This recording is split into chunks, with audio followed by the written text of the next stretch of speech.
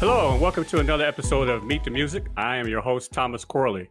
In this week's episode, we have someone who not only has written multiple books on the genre we're interested in, but he's got some that's considered the Bible of the genre. Adam White. Adam White is the author of Motown, the Sound of Young America. He has written about music, the music industry, and Motown for more than 40 years. Adam is a former editor-in-chief at Billboard magazine. In 1983, he wrote the Motown Story, the first 25 years, a Grammy-nominated album retrospective. Adam's work has also appeared in a laundry list of publications, one of them being Rolling Stone. So go check him out, Google him, Adam White. Welcome to Meet the Music. Thank you, Tom. Good of you to ask me here. It's a pleasure. No, I appreciate your time. So here's the trick question I kind of threw at you in the green room. So why write about Motown when you have Stax Music, you have Virgin Records, you have Island Records, you have Ver, you have Blue Note? Why Motown? What sparked it? Yeah, what sparked? Well, it was the music that hooked me. First of all, hearing those records, and you have to remember that, as a kid in England in 1963, which was around the time I first heard a Motown record, you wouldn't hear it very often, and the music in Britain at that time was what was called the beat boom. Liverpool bands like the Beatles and so on were hugely popular on the radio and everywhere else, and they didn't do much for me. So I was keen on when I heard something different. I wanted to learn more about it, and so I think to the extent that you could back then discover where music came from and who made it, over and above the obvious about who the artists were, who the singers were. But if you wanted to know who wrote the songs or who made the records, where they came from, you had fewer choices than you do today. But it made you all the more enthusiastic about, all the more determined to learn. So in time, I realized that the records I was really liking came from Detroit, of which I had no idea really where it was and what it was, other than American City. And then beyond that, it came from a single company. And so gradually, as you learn more about the music and the company and the people who made it, you begin to focus on, you want as much information as you can about it. Now, don't get me wrong, I listened to a lot of American pop music at the same time. American Forces Network Radio out of Germany used to play the Top 40 show on a weekend, and I would go up on the roof of where I lived just to tune into the station, and you'd hear all the hits of the day. But it was Motown and R&B in particular that drew me. Partly because you couldn't necessarily hear a lot of that on elsewhere in the UK, and partly because it was music that moved me. So though my focus narrowed down to Motown in time, I was certainly as enthusiastic about Stax and much of the other music that came out, from Atlantic Records, say, and all of the others at that time. And it was an incredible period for music of that kind, exciting, innovative, and very, very affecting. I heard you slip in there a little bit of pirate radio in there. You said you went on the rooftop there, huh? Yes, well, it was hard to get the signal. You have it, whatever it takes, right? Yeah, right. So did your friends share this passion with you? No, my school friends did not. Of course, that only makes you more determined. It also gives you a sort of false sense of snobbery or exclusivity. They don't know what they're missing. You would feel that way. But the fact is also at that time in Britain, there were a lot of young musicians and bands covering American music. And I could never understand why you would want to listen to the Beatles sing "You Really Got a Hold on Me" when you can listen to the Miracles, or the Beatles sing "Please Mr. Postman" when you've got the Marvelettes. If you're fortunate enough to know where music comes from and you have that passion, then you want to know more. You want to go to the original. So I got pretty sort of snobby about the music and felt that, like, hey, you want the original, the real deal, this is where you go. Yeah. Excellent. I love that. I love that. So, did you have uh, I don't know, venues that kind of did that for you? Small clubs or No, actually, I mean, cafes? there were certainly small clubs. Uh, in Bristol, which was my hometown, probably less so than London. I think, there were plenty of London clubs you could go to, less so where I was living. So most of the the music I heard was from the radio and from buying records. And ultimately, I bought the records from a shop whose owner eventually offered me a job there. And in the case of Motown, he was rather puzzled by the fact that I would place a standing order for any record that was released on Motown in the UK, whenever it came out. And he said to me once, "Why would you buy records you haven't heard yet?" At which point I explained that they came from Motown, they had the Motown label, and I knew they would be extraordinary music. So you find it wherever you can. So certainly pirate radio was one outlet in the UK at that time, and there were clubs beginning to play those records. So you could also hear it there. But the artists, for the most part, had not yet toured. The first Motown act didn't come to the UK until 1964. The first big tour was not until 65, and then it was through the rest of the 60s that Motown acts started to come over to the UK more frequently. Yeah. So there was a couple of things that happened in January for Motown. In '61, the Supremes, Yep. and then apparently 10 years later, that email I just sent you about Marvin Gaye. Hmm. So they starting to hit all these milestones, and in fact, the record label itself, 1959. So in 2019, they celebrated 60 years. 60s, that's right. So As they had celebrated 50 10 years earlier, and I suspect 40 and 30 before that, but pretty good milestones. yeah, I mean it's amazing. And now they have a young lady, Ethiopia. Have Her to last marry. name is Yeah. yeah. She's running the label under Universal.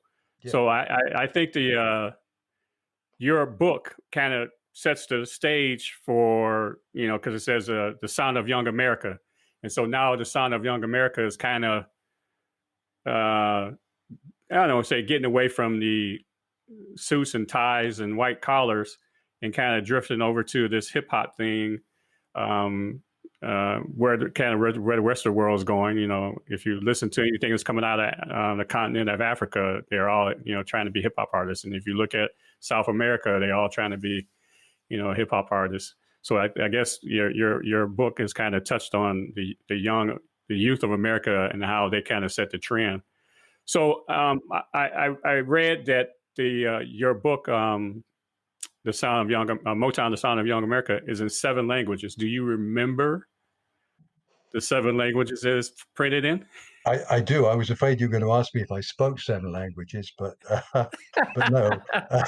Aside from English, which is obviously one of them, it was in Spanish, Dutch, French, Italian, Japanese, and Korean. Wow, wonderful. I should add South Korean, but it's obviously the Yeah, same right, right, language. right, right, right. But yes, and that was, I mean, both a privilege in the sense that the publishers felt that they had an audience for those things, but also a measure of Motown's reach and influence over the years. Because, clearly book publishers are not going to produce something that they don't think is going to sell. And they knew there was a market in those countries for that book, just as there has been for the music and the stars of Motown. Yeah, it's interesting because as I'm doing the research for a lot of the shows that I'm creating, I'm finding that I don't want to say niche markets, but there are such strong markets for music, and those ones that you mentioned are kind of the ones that lead the way. South Hmm. Korea has a great jazz scene. Japan has a great jazz scene, and among other genres of music. So, what do you think the magic of Motown is? Well, it it's a very good question. I sort of think with 60 years to look back on, there's a difference between the Motown sound and the Motown stars. Um, the Motown sound, as people have come to recognize it, really boils down to a relatively short period, let's say 64 to 66, maybe, when the sound was sharply defined, immediately recognizable, and commercially at its most potent. Um, and that's, in a sense, if you ask somebody what the Motown sound is, whatever age they may be, that's the music that they will tend to identify with as the sound. But the stars, of course, have gone on to be many other things. And so they've evolved into their own sound, their own distinctive quality, which are in some ways quite different to what the sound originally was. So Stevie Wonder certainly doesn't sound and didn't sound in the 70s as he did in the 60s any more than the Marvin Gaye did. And the Supremes and Diana Ross, music evolves. I think it's pretty obvious. So I think it's quite important to make that distinction between the Motown sound, which arguably is that period, bang slap in the middle of the 60s when it was at its most successful and influential, and then the Motown stars who've gone on to extraordinary success and influence and popularity. Yeah, it's the difference. Like as you said, it has that time period where it was like stamped the sound, and then shortly after that, when they get that brand and they've got their um, platform as artists, they kind of went political, Mm-hmm. Yeah. for the times. And especially in particular, the two artists you mentioned, Stevie Wonder and Marvin Gaye. Yes. Again, the Marvin Gaye's Inner City Blues makes me want to holler is one of the soundtracks I like off of that. What's going on? Yes, and Vinyl. Yeah. it's almost impossible to imagine the Marvin Gaye of How Sweet It Is or Ain't That Peculiar, doing what's going on. It's not that he couldn't, but the sound and the evolution of his music is so different. Yeah. Yeah. And speaking of evolution, what do you think the evolution of Motown through the 80s, 90s, and the 2000s? What do you see? Well, I think the artists became king. In a sense, for a period there, the artist was subservient to the sound. Now, clearly, they were the sound; they were part of it. But as they became more successful, and again, particularly in the case of Stevie and Marvin, they they developed their own identity, and that was important to them. And that was equally true of other artists as well. Um, and so I think you have to accept that artists will evolve, not necessarily in the way that you expect, but in the way that they want to, that they're comfortable with, and that their creativity tells them to. So, what is remarkable about Motown is the caliber of those artists that it gave birth to, be it Stevie, Marvin, Smokey, um, the Four Tops, the Supremes, the Commodores, Rick James, the Jackson Five. I mean, the caliber of that talent that came out of that company is remarkable. And then so many of them went on to develop, more of their own identity in the way that they wanted music to be, which continues to influence. I mean, Diana Ross, Stevie Wonder, and Smokey are among the artists who, leaving aside the coronavirus and the pandemic, but who will almost always seem to be on the road to this day. In fact, Diana Ross had a big tour scheduled for the UK last year. Obviously, it was postponed. If she's lucky, it'll come back this year. But as a measure of both their popularity and their sustaining star quality, people still want to see them. There's magic there. Stevie, who recently turned 70, is still making new music. People will go and see him in concert and want to. So that endurance and that longevity of Motown stars is the other remarkable thing about it. And of course, the longer they live, the more they influence others. So you hear the sounds of those stars in the music of younger musicians and singers. Yeah. You touched on something that just, kind of light bulb came on for me. I can't think of any. I mean, I'm sure there is, but I can't think of any other um, group of artists who are legends like that. Who are, I mean, you've got the Stones who are still doing their thing, and but I mean, you got so many Queen. You still have Queen doing their thing, Mm-hmm. but I mean, but as far as, yeah, like you said, Stevie Wonder and Diana Ross and Smokey Robinson are still packing people into venues. And it kind of light bulb just came on for me for that, because you don't have groups like that these days. It's harder for, yeah, those are the acts, and I think partly it's identity, because they had such a strong identity at the beginning. That identity, that brand, if you like, as they call it today, lives on. But then you attract younger people who are curious. What is it about those stars that influences the other artists that I like? So there's their ability to retain an audience but attract new ones is quite something. Yeah, it's I'm on social media. I'm kind of connected to others who are um, I don't know, music geeks, if you want to Hmm. call it that, and they're collecting vinyl. Hmm. And what I've noticed since joining these social media groups, I've noticed that um, there's a lot of soul music or R&B in the mix, and then there's to the other spectrum of a lot of Hmm. metal heads. I guess if you want to call them metal heads, but metal bands that people are collecting these vinyls for. And what I've seen in regards to the metal bands, the artwork at least looks great on the cover. Yep. I haven't dove into the music yet, but the artwork looks fantastic. But being music geeks and people who have interest in the Motown sound, uh, do you think that Motown is still um, the foundation for soul music? No, I think it's part of the continuum of soul music, because in many ways the sound that Motown created owes quite a lot to the music that went before, particularly the rhythm and blues of the 1950s.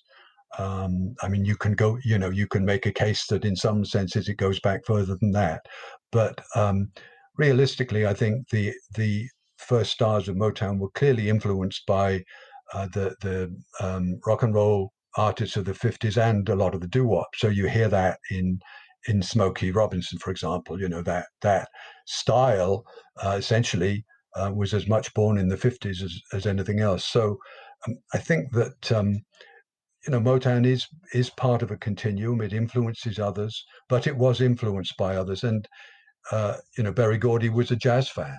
Let's not forget the founder of the company. His first love in music was jazz, and he tried to start up and operate a record store in Detroit um, before years before he started Motown. It was unsuccessful. He went bankrupt because there weren't enough people who wanted to buy jazz records. They wanted to buy the latest blues and R&B things, which his store didn't stock. Um, so it's always interesting to look at the music that went before, and I think there's a lot of before in Motown. Also, in particular, in the early '60s, you were beginning to see strings feature in a lot more R&B records. The Drifters is a case in point, and I think that style. That way that R&B became, if you like, more polished or more sophisticated, influenced Motown. So, in their own way, the strings you'll hear on a Drifters record shaped Motown's decisions to put strings on their hits as they produce more of them. So as you go from into 63, 64, 65, you begin to hear string sections from players in the Detroit Symphony on those records, whereas the early Motown records, were pretty basic R&B. Yeah.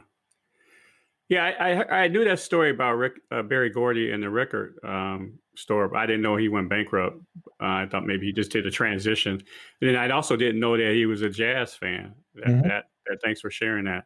Yep. So now, 60 years later, there is a uh, Motown UK or Motown Records UK. So have you had an opportunity to go into those offices yet? No, nobody has because those offices are closed. I mean, the physical locations are closed. Obviously, the people are working, but no, at the moment, nobody goes anywhere or not. They're not supposed to. The interest, I think Motown UK, this latest incarnation, it's arguably the third time they've done this, by the way, um, but it's a measure of the strength of the brand. And in 2021 or 2020 when they opened those offices, first of all. But at this period in the new century, for Motown to feel that an office of its own, branded as such in London, is quite remarkable because the music clearly that they're looking to sign is very different to what it was 15, 60 years ago. So if anything, it's a measure of how remarkable, how celebrated and recognizable is the Motown brand, and the people who are involved in that will sign the best talent they can find. Yeah, yeah. I know. Having watched a couple of YouTube interviews of the president of the Motown, her Mhm. interest is to go global, and then, like, I guess all companies are trying to break into Africa, Yep. and try to discover artists there, and also have a market there. Yes. So yeah, yeah, Which, by the way, Motown tried in the 70s. Um, Without success, they were not really able to do it, but they did actually open an office in Nigeria with an ambition to, to be successful in that part of the world. They were perhaps ahead of their time in that respect. But no, the interesting thing about Motown today is how it evolves, and the challenge for the company and for Ethiopia, who runs it, will be to establish its stars abroad in the way that their forerunners were established internationally. yeah, yeah. So I had an opportunity to send you an email to request you to share with listeners um, some of the things that, if you haven't, well, I guess if you've been under a rock musically and you're not familiar with Motown, uh, that you would share with us some of your suggestions or recommendations or your likes. Sure. I mean, I think even within Motown, there is a remarkable range of music to listen to, and that's essentially dictated by the artist. So, whether you like a group sound, you like a solo sound, the choices you have are quite something because of the distinctiveness of some of the classic Motown artists. And, when you hear Smokey Robinson for the first time, or you hear Levi Stubbs of the Four Tops, or you hear Diana Ross's voice in the Supremes, um, they are distinctive, they are unique. Whether or not you're drawn to that particular sound or that particular flavor, one of Motown's strengths was its distinctive quality, the uniqueness of the voice. The sound behind the singers may have been the same or broadly the same, constructed in the same way. But one of the joys of Motown was the distinctiveness of the singers, the character and the depth of those who were singing, whether it's David Ruffin or Eddie Kendricks of the Temptations, whether it's Stevie, whether it's Smokey of the Miracles, Dinah in the Supremes, Martha and the Vandellas. I mean, that voice on Dancing in the Street and many of their other records, the distinctiveness of them is quite remarkable. So if you're drawn to the sound or looking to explore it, I think you've got a range of choices in the style of the artists who were there. um, Hey, listen, you've got Junior Walker on the All Stars. I mean, that's gut bucket R&B if ever there was any. Right. So um, it used to annoy me back in the day when people would say the Motown records all sounded the same, because I knew better and I knew different. And I think it's possible to prove that. It's certainly more possible than ever to prove that that wasn't the case. And so if you're drawn to it, you have quite a range of styles and artists to draw from. Yeah. I mean, So do you? fundamentally, the beginnings there's no question the beginnings of it was, were rhythm and blues, maybe more rhythm than blues. But so in addition to the strong, distinctive voices, you had that emphatic musicianship, that those incredible rhythm tracks, particularly built on bass and drums, that call and response nature of the vocals, a very percussive feel to it, lots of stomping and metallic sounds there. So it's very distinctive. Um, and again, if that appeals to you, you'll find plenty to listen to. But the other quality I think that was true as Motown began and um, stands the test of time is the melodies of those songs. Their songwriters um, were remarkably talented. We know Smokey Robinson as a singer, but he is one of the best songwriters of his generation. Um, and that's all equally true for Holland Dozier Holland, who wrote so many of the Supremes and Four Tops hits. It's true for Norman Whitfield, who wrote and produced the Temptations in their second generation, if you like, when their sound changed.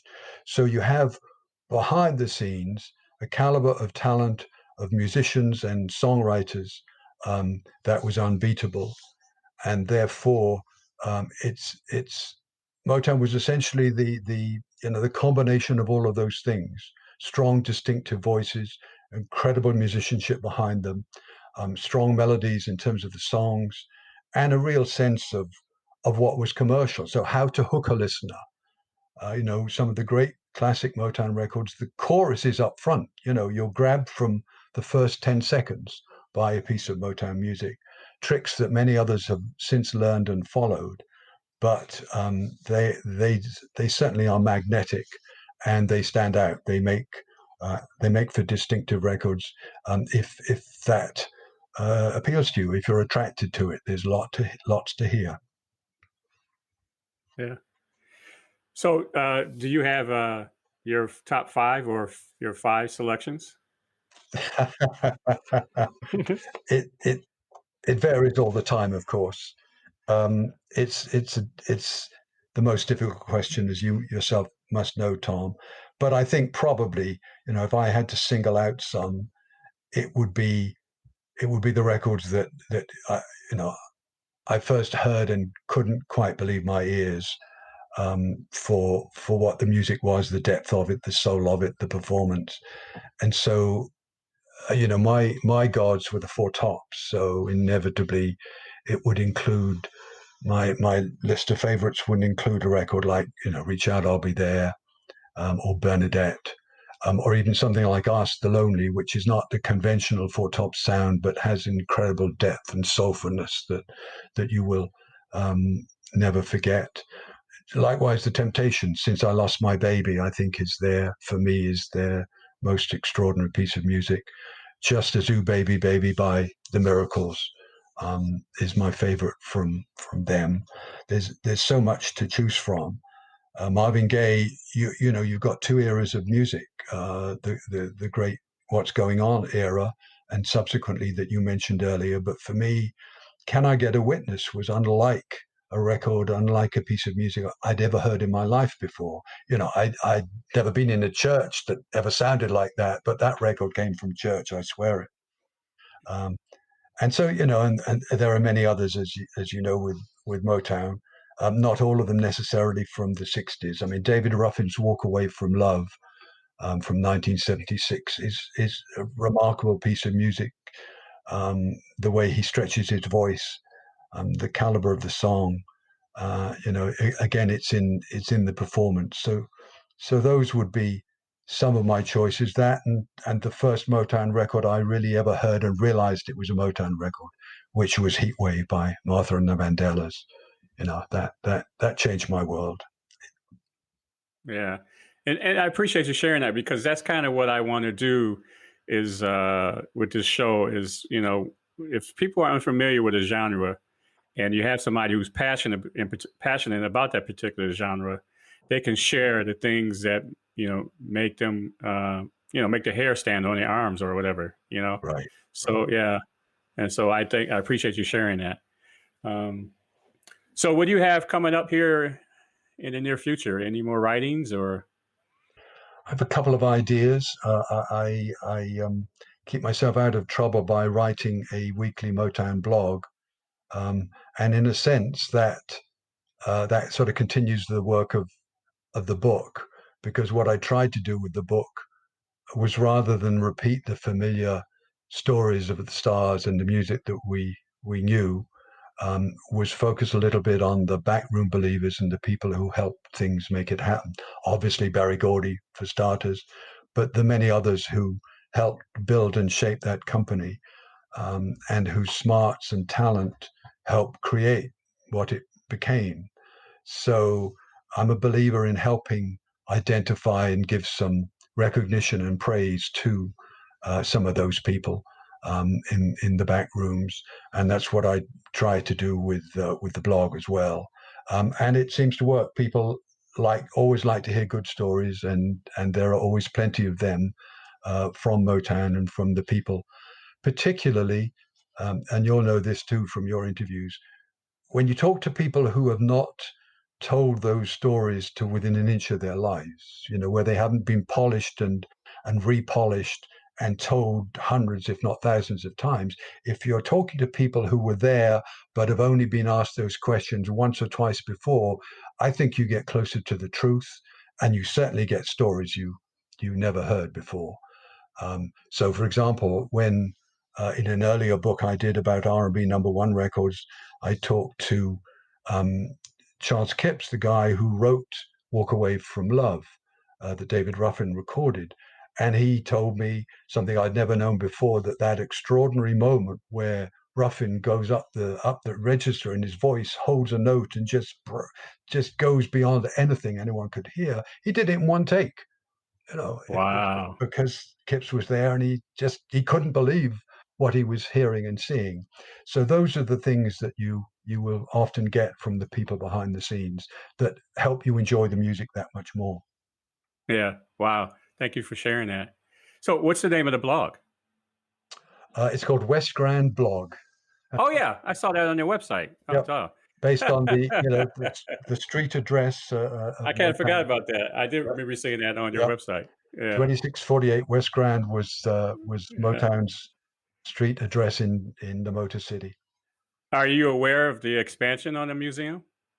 Yes, I guess somewhat delayed by what's been happening in the world, but yes, and um, actually, a museum is a good example of something that one of Motown's backroom believers helped create. Because if it hadn't been for Esther Edwards, who was one of Berry Gordy's sisters, and who helped him run the business in the 60s, that museum might not exist, because she had a habit of keeping stuff, keeping paperwork, keeping memorabilia, just keeping stuff from the company.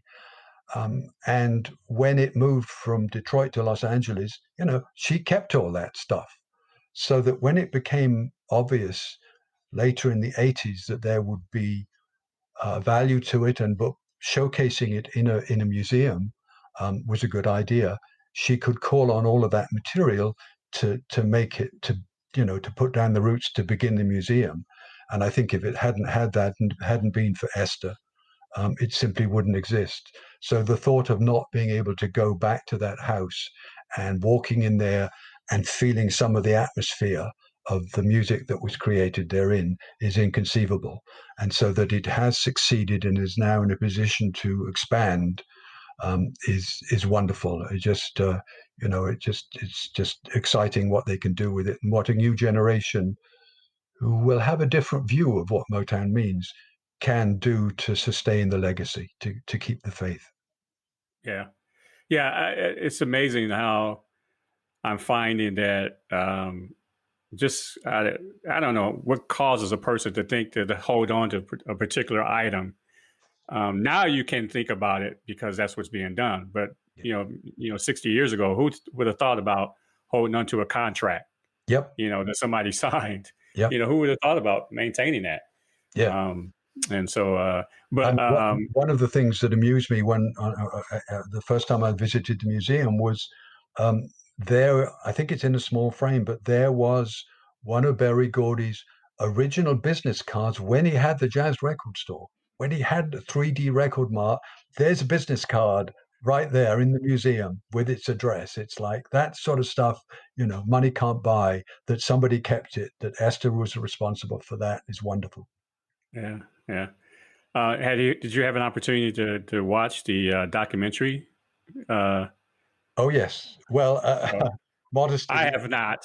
So I'll be okay. honest about it. I have not because I just now getting into this. I've been watching a lot of documentaries, but that one I have not Mhm. seen yet. Well, I recommend it, but then I would because I was a consultant on it. So Oh yeah, please forgive. But what was good about it was what I was talking about before, the film's effort to go behind the scenes, dig a little deeper. We all think we know the familiar story, but they were able to go deeper. Because they had Mr. Gordy's cooperation, they had some wonderful assets. In particular, I think the single most exciting moment in that documentary for us Motown pilgrims, we nerds, was some of the audio of the quality control meetings that the company used to have every Friday morning to pick the hits. And so you hear the audio of half a dozen people in that meeting commenting on The Temptations' My Girl, who liked it, who thought it was a hit, what was wrong with it. Those things, because Gordy kept that material, he was able to let the filmmakers have it and to use it in the documentary, and to hear those things as well as to see some of the other rare footage in the film was remarkable. When you think you know everything, you've seen everything about Motown there is, and you hear something like that, it's just yeah, wonderful.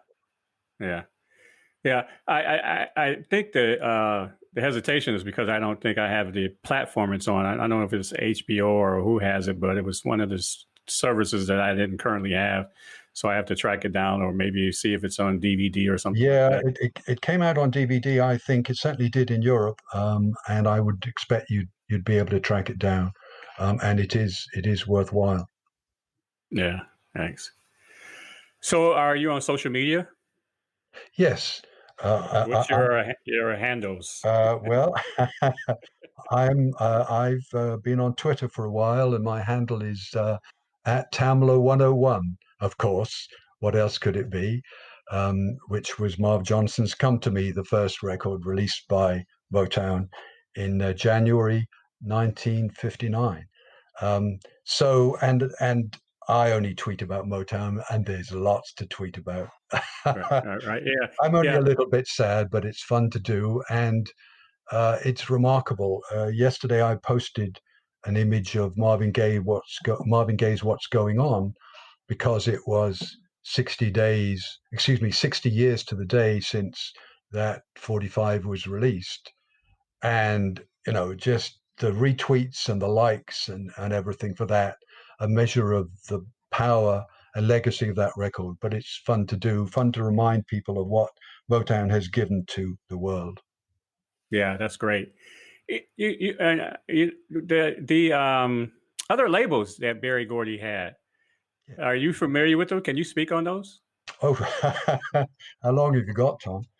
Yeah, Of course, because of I course. didn't think Well, about those other labels, but you mentioned Tamala. yeah. But Well, the first one, I mean, we know it is Motown, but the first label that he started the company was Tamla, and Motown was the second label, which came on a bit later, when he realized that it would be good to have a second label, and then um, a third imprint with Gordy, and then Soul. There was Soul Records, there was VIP, and then there were a number of other smaller ones, sometimes peculiar ones. There was a jazz label called Jazz Workshop, which had some remarkable releases and some highly commendable jazz albums. There was Melody, the first go round, which had some sort of odds and sods, peculiar things, couple of country records, couple of R&B records. Um, wait a and minute, wait a minute, wait a minute, wait a minute. You lost me after Gordy. There was that many different labels, and yes, then he went into country. yes, he did. He went into country twice. There was a rather modest attempt around about 62, but then they tried again in the 70s when they signed an artist called T.G. Shepherd, and they had a label called Melodyland, which was quite successful in the country market, and Shepherd was quite a big star in that. Now, by that time, Motown had moved to Los Angeles, but um, they did rather well with country music then. Um, the jazz label was not as successful; it didn't last as long. Um, but there are important distinctions between some of the labels. You know, in some cases, Gordy created those different labels in order that radio stations would not think that they were playing too many records from one company, because that was sometimes viewed with suspicion, the suspicion that perhaps there was payola going on, or why was this record company getting all these records played on the radio? So he determined that by having them issued on different labels, it would make it a bit less likely that someone would say they all came from the same company. You know, in the business, everyone knew, but it was just a device to allow those artists a little bit of identity, differentiation of identity. And then some labels were clearly, you know, style driven. Um, and then when they moved to Los Angeles, they had a label called Mo West, logically enough, where the records were made in California by different artists. So there are a great many labels, and Miracle was another, which for a minute and a half had a slogan that ran, "If it's a hit, it's a miracle." And then they realized that was perhaps not the most effective slogan to give to a record label, but you get the idea. Now, Smokey Robinson is pretty much was a partner with Motown on all these other labels, right? I mean, Well, in particular, was he a part of the, well, especially when they went out to the West Coast? yes, he was. I mean, Smokey Robinson was one of the handful of people who actually had a piece of the company. You know, most of it was in Berry Gordy's hands, but Smokey and Esther Edwards, Berry's sister, who I mentioned earlier, had a percentage of the business. But there were very few of those. The bulk of it was Mr. Gordy's company.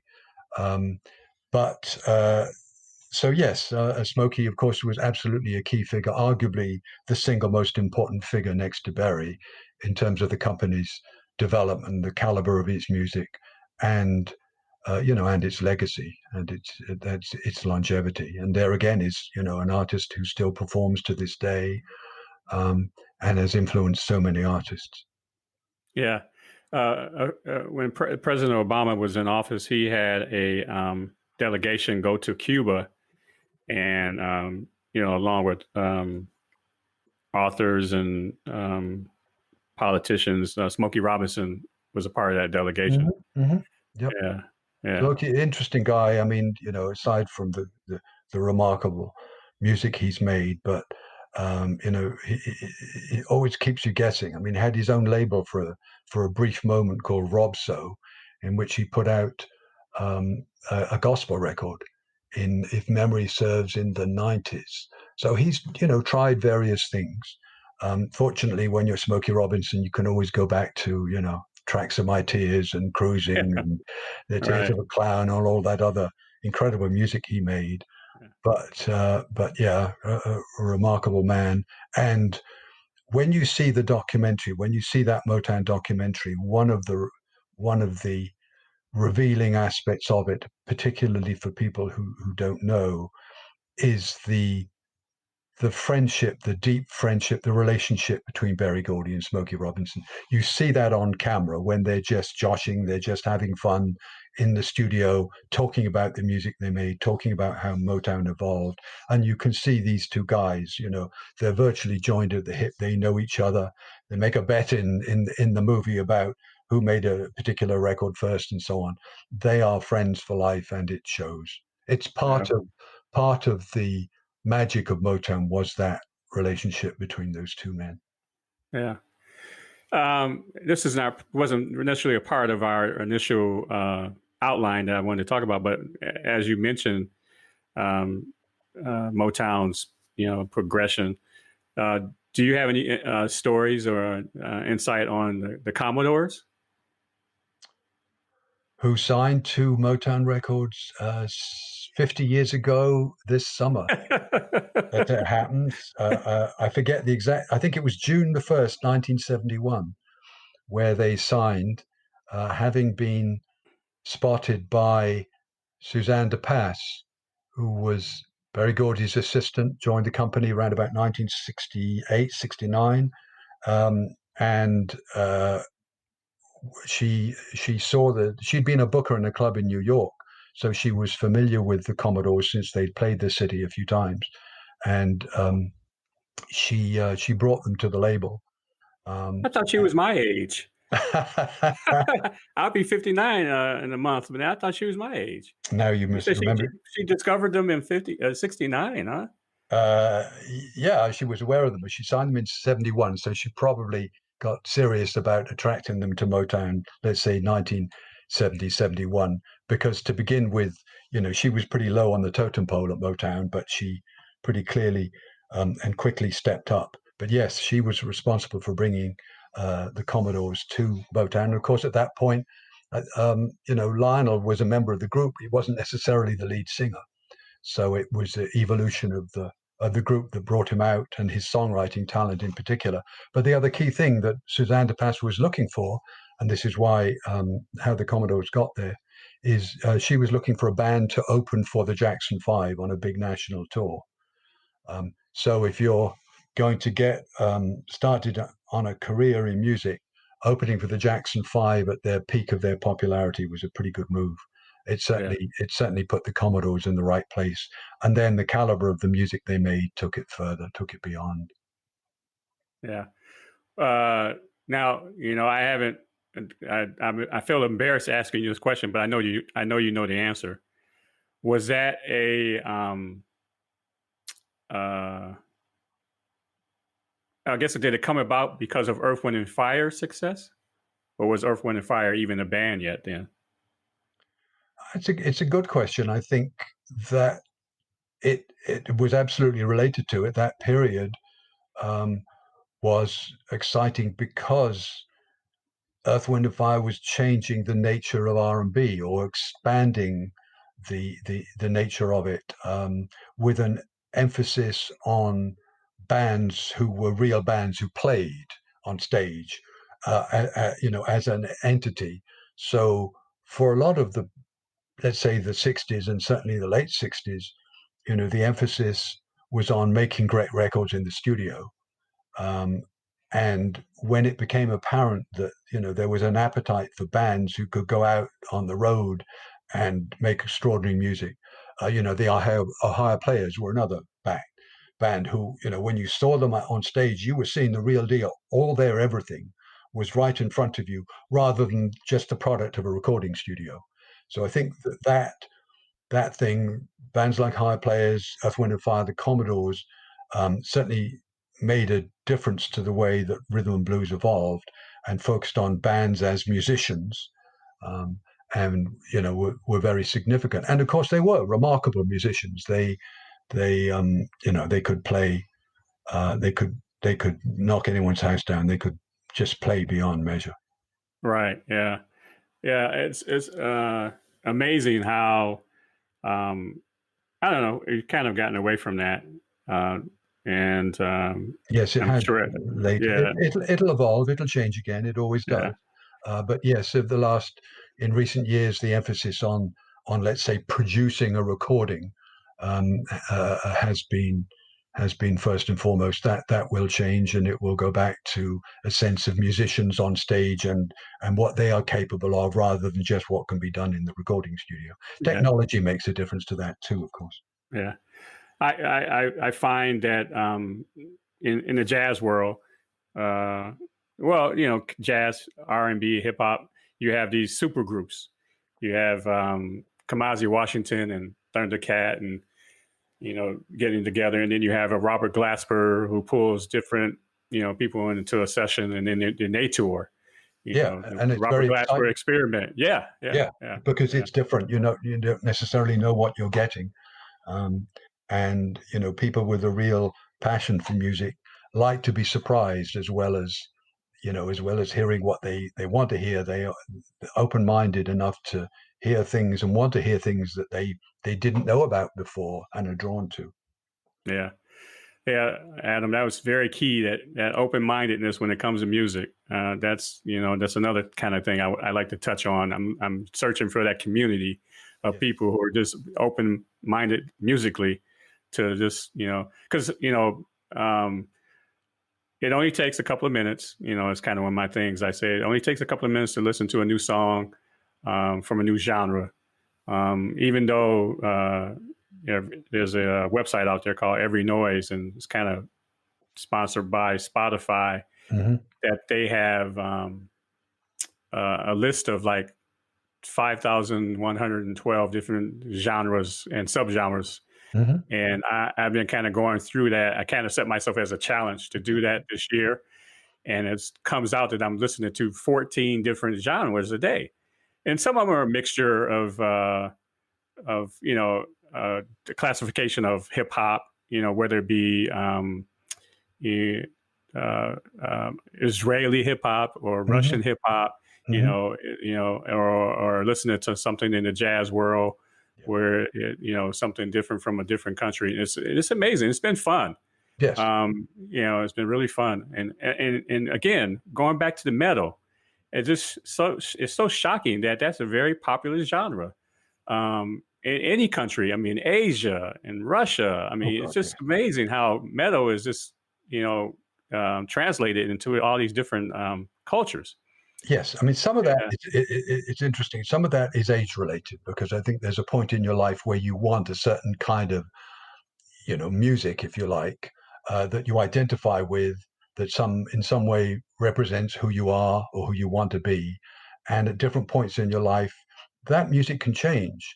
Now, I was fairly narrow-minded when I was young in terms of the music I wanted to listen to.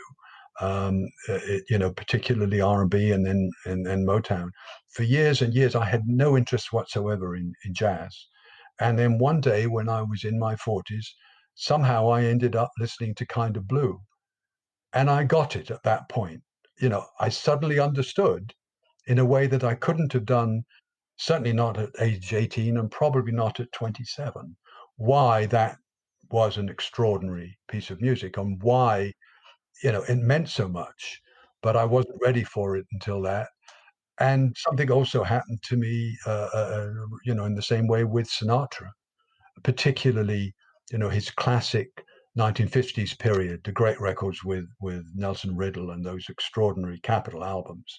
I had had no interest in Sinatra up until that point, until I was older, and then suddenly you hear the musicianship, the voice, the song, and you understand why he was a star and why he mattered and why he influenced.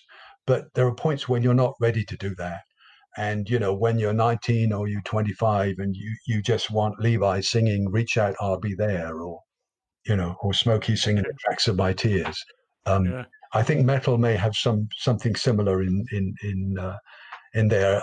It's harder to imagine, although I know they exist. A 60-year-old listening to Poison and metal records from before, but it happens.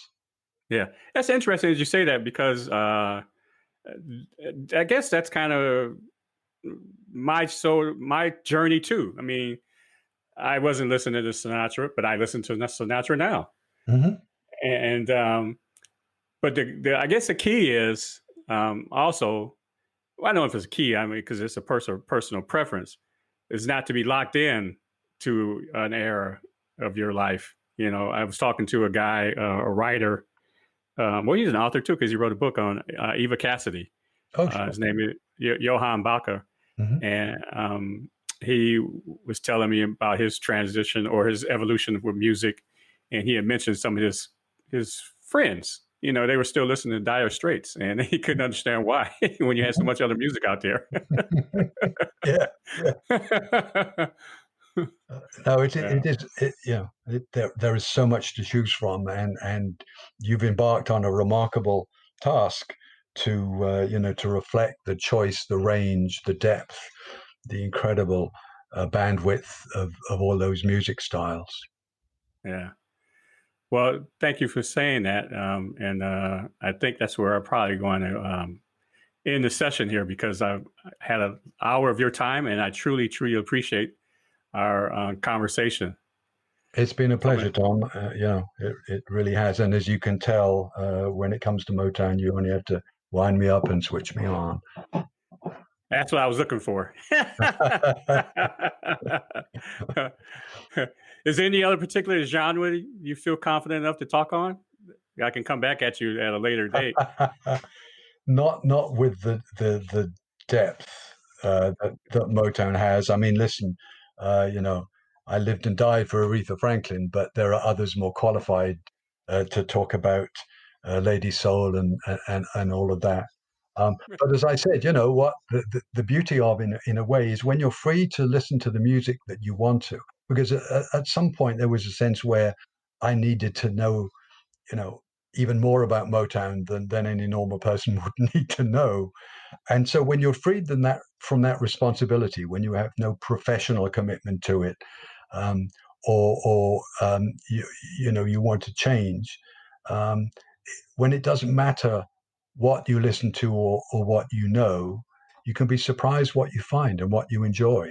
So you know, for a period of time, um, I really enjoyed listening to female country music singers who wrote their own songs. Can't explain it other than the songs were really good. Um, but every so often, I'll pull out you know a CD or I'll turn to a playlist of some of those artists and just listen. You just listen to music for the sake of it, rather than everything you need to know about it. So it's very good to be able to do that from time to time. Yeah, I get that way too. I just let it wash over me. Hmm. Yeah. Yeah, yeah, yeah. Well, Adam White, I thank you so much for being a part of this journey. It means the world to me that you taking the time to share some good stories and some insight on the Motown sound. It's a pleasure, Tom. You ask good questions, and good luck on that that extraordinary ambition you've set yourself to give people insights into music from A to Z. That's quite something. Yeah. Thank you, sir. You're welcome. See you soon.